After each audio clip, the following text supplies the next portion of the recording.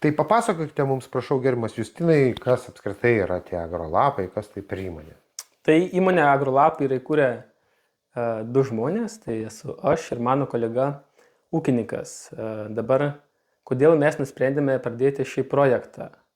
Dirbdamas agronomu ir studijuodamas literatūrą ir ką sako užsienio konsultantai, pastebėjau, kad ta informacija praktiškai yra priešinga, tai ką sako trąšų pardavėjai arba kokios praktikos yra priimtinos Lietuvoje. Tai ūkininkui manau, kad daug kainuoja. Bet kad tą įrodyti, man reikėjo surasti įrankius. Tai aš tuos įrankius ir paslaugas radau ir dabar norėčiau pasidalinti informaciją su ūkininkais.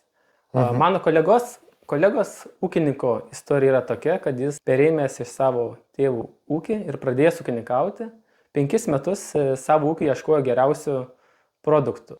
Kadangi tokių nerado ir man pristačius savo idėjas, jam jos patiko ir kartu nusprendėme įkurti šį projektą. O jo kur ūkis yra?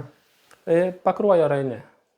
Visa vizija šio projekto yra sukurti tokį distributorių, su kuriuo mes patys kaip žmonės atėję į žemės ūkį norėtumėm dirbti, o svarbiausia, kad galėtumėm juo pasitikėti.